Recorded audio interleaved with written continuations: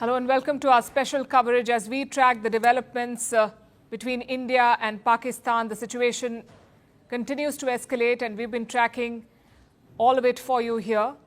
Pakistan has ignored India's warnings. It has decided to provoke. In fact, they're provoking and escalating this conflict. The Pakistanis launched a major air attack on India's western frontier today.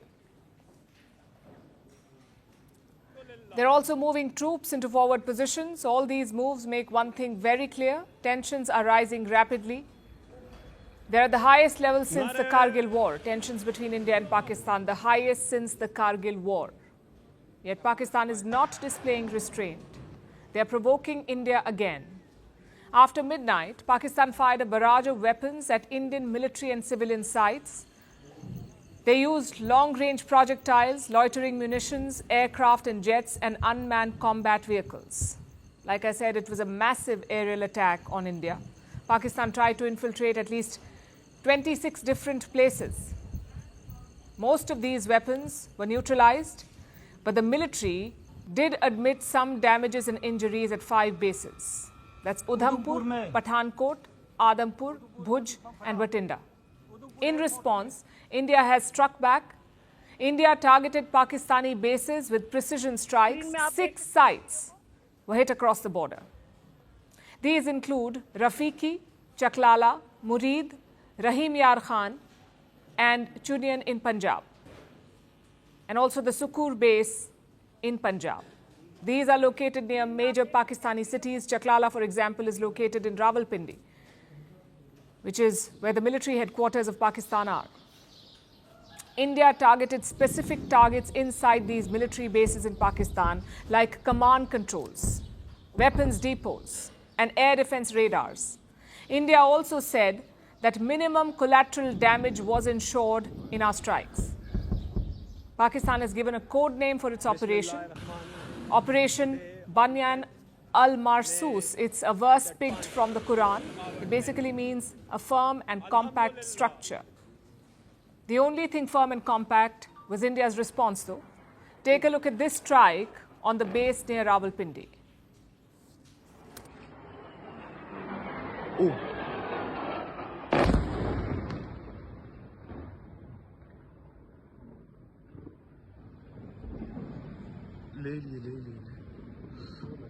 Oh, shit. After the attack, Pakistan's military held a press conference. A spokesperson said that Pakistan would finish what India started. We are prepared for any eventuality, whatever they may do. It's their choice. I told you before, whatever they may do, we are prepared for any eventuality. They want to continue it, fine. But what they have started, I'll tell you, we'll finish it. Except India did not start it. The starting point was the Pahalgam terrorist attack in India's Kashmir. India has repeatedly issued the same warning to Pakistan: if you do not escalate, neither will we. Today, the military reiterated that offer. Indian armed forces remain in a high state of operational readiness. All hostile actions have been effectively countered and responded appropriately. Indian armed forces reiterate their commitment to non-escalation, provided it is reciprocated by the Pakistan military. India is not taking any chances. Today, the National Security Advisor met India's Prime Minister. The 3 service chiefs also huddled in the Defence Ministry. Clearly, all bases are being covered. Some 32 airports have been shut across the northern and the western frontier. They will remain shut until the morning of May 15. On the other side, Pakistan has shut its airspace. It will remain closed for the next 24 hours. Meanwhile, world powers are growing nervous. Today, U.S. Secretary of State Marco Rubio spoke to General Asim Munir. He offered to play a role in de-escalation. Later on, Rubio also spoke to India's Foreign Minister S. Jaishankar. Again, he urged restraint and de-escalation. China too has reacted to this attack. Beijing has urged both sides to de-escalate. They have offered to play a constructive role for peace. Of course, that also depends on Pakistan. We are getting mixed messages from their side. The military was all bravado yesterday, but the defense minister says we won't go further if India does not. Now, this lack of clarity is a key issue in this conflict. Another worrying factor is Pakistan's troop deployment. Islamabad is rushing soldiers to forward positions. Again, this is not a sign of de-escalation. These are two countries on the brink of an all-out war. Any miscalculation at this point could be deadly. And we told you about all that has happened last night, but there's a lot that also did not happen. Yet it is still all over social media and in some cases mainstream media too. You see, in the fog of war, fake news travels faster than facts, because facts wait for verification, but lies, they run on adrenaline. At First Post, we are cutting through that clutter. We are fact-checking what's viral, what's being weaponized, and what's flat out false. And right now, there's plenty of it. Claim number one, Pakistan destroyed India's S-400 air defense system. It's all over social media. Even Chinese state media, the Global Times, has shared it. This is fake. India's defense officials have debunked it. There is no evidence of the S-400 missile system being hit, let alone destroyed.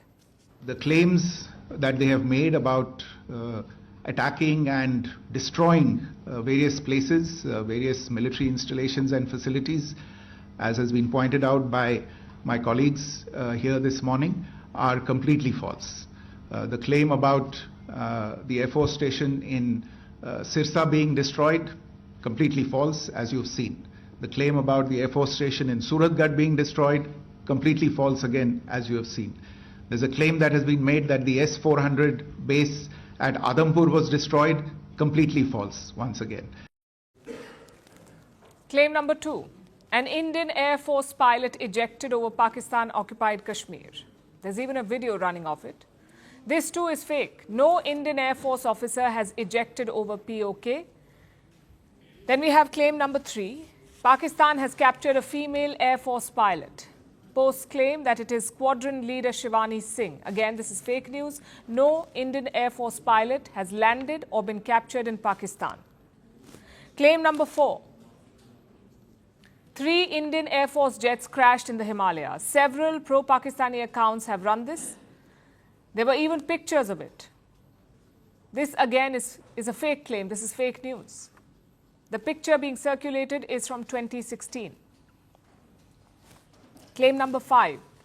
There was a Pakistani cyber attack on India's electricity grid. It said 70% of the grid has become inoperative. This is fake news. There is no problem with India's electricity grid. It is fully operational. Claim number 6. The Delhi-Mumbai flight route is temporarily closed. This is the busiest flight route in India, the Delhi-Mumbai route. In 2024, it was the 8th busiest domestic route in the world. Now, some reports said that this route was closed. Again, these reports are not true. The Delhi-Mumbai flight route is very much operational. Claim number 7. There were 10 explosions around the Srinagar airport. This was reported by Reuters and run by news platforms like Al Jazeera. Again, this is fake. There were no explosions in Srinagar. Claim number 8. There were explosions heard at the Jaipur airport. Again, this was fake. The district magistrate issued an instant clarification. The Jaipur airport is completely safe and functional.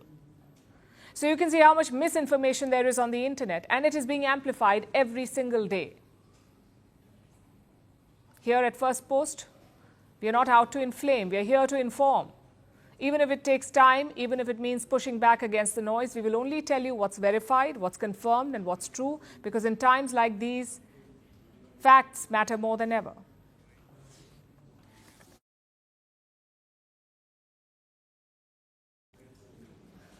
Less than 12 hours, that's how long it took.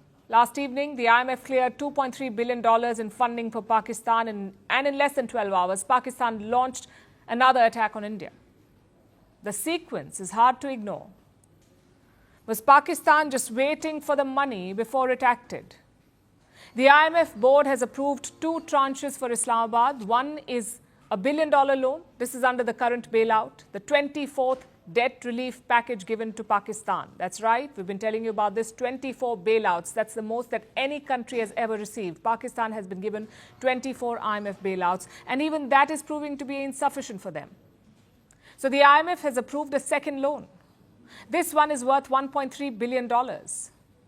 This is under the IMF's Resilience and Sustainability Program. India raised concerns at yesterday's meeting and abstained. Then New Delhi issued a formal statement. It said Pakistan's track record is poor.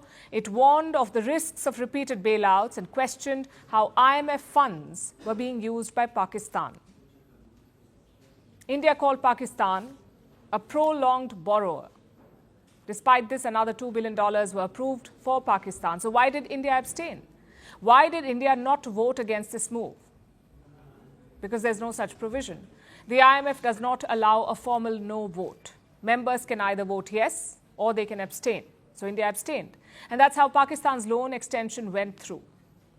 The IMF's decision is being widely condemned. Omar Abdullah has spoken about this. He is the Chief Minister of Jammu and Kashmir. He asked, how can global powers talk de-escalation when the IMF funds Pakistan's war effort?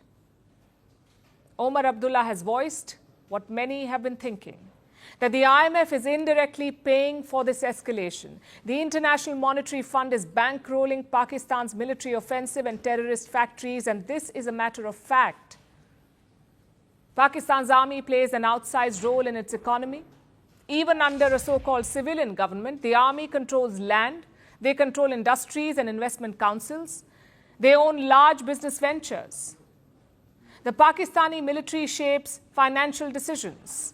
The military runs Pakistan's biggest conglomerate. Look at these numbers. In last year's budget, they allocated over 2.13 trillion Pakistani rupees to defense. 2.13 trillion Pakistani rupees. That's more than $7 billion US dollars. It was a 14% jump from the previous year. That's the kind of money they're giving to their military. Meanwhile, the education budget is not even 2% of their GDP. The healthcare budget, less than 1%. IMF officials have pushed for cuts in military spending in Pakistan before, but such calls have not been heeded. And they were made as recently as 2023. Nothing came of it. Because the army doesn't just take from the budget, it profits from it. It owns 12% of Pakistan's land. The army owns 12% of the country's land. It runs real estate ventures like the Defense Housing Authority. These projects benefit from public infrastructure. They're often funded through international loans, like the ones that were cleared last night. So when Pakistan fires missiles hours after getting IMF money, it is important to ask this. Why is the International Monetary Fund giving blank checks to a terror state? Where is this money going? Who is really in control? And how many times will the world ignore this pattern?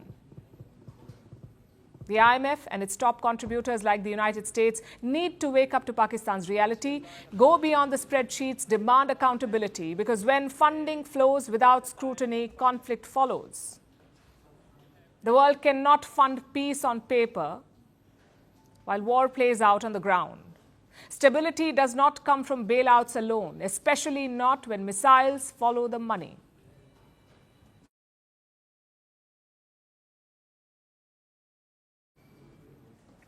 We've been telling you about all the fake news that is floating around. It often causes unnecessary panic. It leads to fear. A lot of you have been writing to us with questions, and we've been trying to answer those with the information that we've been able to gather. And we've come with more such questions and answers. The latest compilation, we'll try to answer the three biggest questions that you have sent us. What does the security situation look like? What is closed and what is open in India? And what can you do to ensure the safety of both yourself and your loved ones? Let's start with the first question about the security situation. Over the past few days, India has beefed up security across the country. In the frontier states, that is Punjab, Rajasthan and Gujarat, border towns are on high alert. In Jammu and Kashmir, needless to say, necessary safety and security measures are being taken. As of this morning, a red alert has been issued in Doda. You may have seen some fake news about the Vaishno Devi pilgrimage, saying that it has been closed. It has not been closed. But given the situation, devotees have been asked to stay indoors unless it is absolutely necessary to venture out. Towards the east, patrolling has increased across several states, including West Bengal, Tripura, Mizoram and Assam. Border fencing has been accelerated. In Meghalaya, there are nightly curfews. There is a hawk eye on the coastal waters, especially in Gujarat, Odisha and Karnataka. There is a high alert across vital installations, including power plants, dams, and ports. New Delhi is on high alert as well. Security has been heightened across the national capital. More air raid sirens will be installed in the capital. The operation began last night. About 50 sirens are being installed atop several high-rise buildings. Hospitals in Delhi are also on high alert. They're boosting emergency preparedness, like marking rooftops with Red Cross symbols, increasing medicine stocks, ensuring power backup, and clearing basements for makeshift shelters. Again, this is not to create panic. This is to be prepared for the worst-case scenario. Police checks at city entry points have been intensified, and all incoming vehicles are being screened. Though as of right now, there is no news of major traffic disruptions. So these are the big security updates from across India. Now we come to the second question. What is closed and what is open? Again, a lot of misinformation on this front. There are WhatsApp forwards talking about ATMs being closed in India. These are not true. There are rumors about food and medicine shortages. Again, not true. The government has assured that there is no need to panic or to panic buy. The ATMs are not closed. The cargo supply chains are working fine. There is no shortage of essentials anywhere in India. Now let's talk about offices and schools. Offices are not shut, except for the weekend. But the leave of government officials has been cancelled in many places, including in Jammu and Kashmir, Delhi, Haryana, Punjab, Gujarat, West Bengal and Odisha.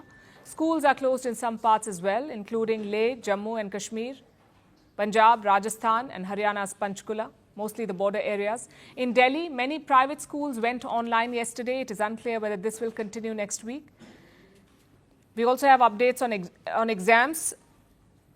Posts are being circulated online about how all exams have been cancelled. This is incorrect information. It is fake news. So far, Punjab University in Chandigarh has postponed its exams. The Chartered Accountancy exam has been postponed as well. As for airports, earlier 24 airports had been closed temporarily across northern, western and central India. Now that list has been extended to 32 airports. You can see the ones on your screen. These are the airports which have been temporarily shut, operations temporarily put on hold. This is until the morning of May 15th. The Delhi airport has issued an advisory. Operations are normal at the moment in Delhi, but due to changing airspace conditions, flight schedules may be impacted. Plus, security across Indian airports has been increased to the highest level, with additional screening procedures and random baggage checks. Several airlines have issued advisories asking passengers to arrive at the airport at least 3 hours prior to departure. So do take care of all of that and check your flight status before you head to the airport. Now let me answer the third question. What about safety? What can you do to stay protected? A lot of you are worried, and rightly so. But this is not the time to make impulsive moves. If you are in and around border areas, the relevant security protocols are in place. Thousands of people have been moved to safer areas. The authorities are cognizant of the threats that are there and working accordingly. But if you're elsewhere in India, in the safer zones, there is no need to leave. Just ensure that you participate in the mock drills whenever they're announced and stay informed. Another key matter. As India thwarts Pakistani attacks, a lot of projectile debris is falling in the border areas, on the farmlands and inside people's homes. Please do not touch it. Do not go near it. It could be explosive, and make sure to report it to relevant authorities. This is an evolving situation. We are bringing you all the updates right here on First Post.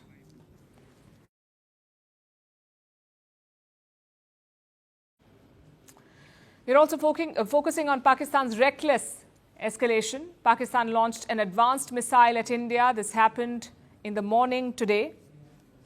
The missile entered Indian airspace minutes after launch, reports say at 1 in the morning. But India's air defenses were faster and smarter. The Pakistani missile was shot down mid-air. The interception was successful. Missile debris fell in Sirsa. This is a small town in the state of Haryana.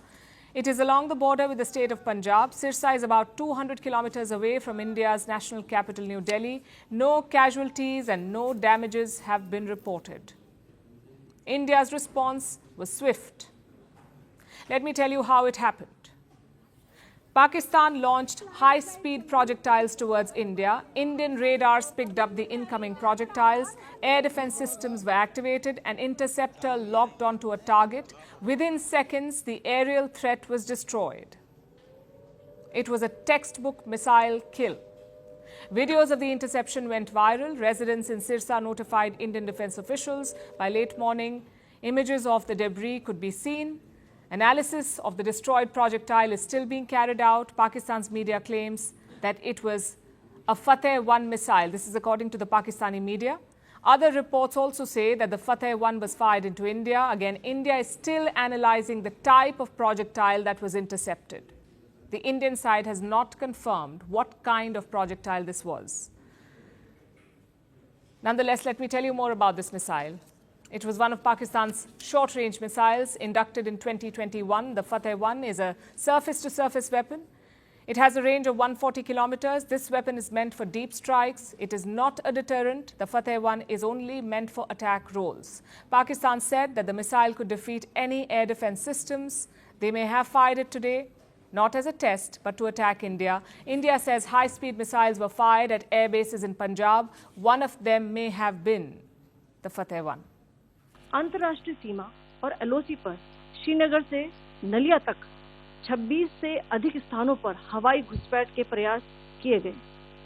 भारतीय सशस्त्र बलों ने अधिकांश खतरों को सफलतापूर्वक निष्क्रिय किया। फिर भी वायु सेना स्टेशनों पर उधमपुर, पठानकोट, आदमपुर और भुज बठिंडा स्टेशन, इन सब पर उपकरण व पर्सनल्स को हानि पहुंचाई। मैं ये भी बताना चाहती हूँ कि पाकिस्तान ने हाई स्पीड मिसाइल सुबह 1:40 पर इस्तेमाल करके पंजाब के एयरबेस स्टेशन को दागने की कोशिश की। Now this is a major escalation by Pakistan. So why are they doing it? Why are they escalating tensions? Because their army is desperate to stay relevant. Their politics is a circus. Their economy is on life support. The Pakistan army is trying to keep the country united by attacking India. And they're doing this by launching missiles. The only message it sends is this: Pakistan's army is reckless, it is irresponsible, and it wants to wage war. This was not a warning shot, it was an open challenge. India, for its part, has been a responsible nation, a responsible power. The incoming projectiles were neutralized, including the high-speed missile that they fired. Safety of civilians has been prioritized by India throughout. Make no mistake, India did retaliate, not with high-speed missiles, but with precision weapons. The truth is, high-speed missiles often change trajectory. They're hard to control mid-air. They often deviate. And they hit areas that were not intended as targets. Pakistan tried that today and they failed. But this is not about one missile. It is about a pattern of provocation. It started with ceasefire violations, then it was drone infiltrations, now high-speed missiles have been used. Where is the outrage? The West is totally silent. Global headlines are blank.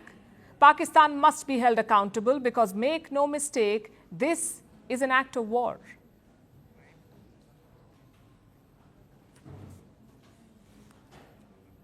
So that's the update for now. The situation remains fluid. We are broadcasting out of the First Post studios all day today.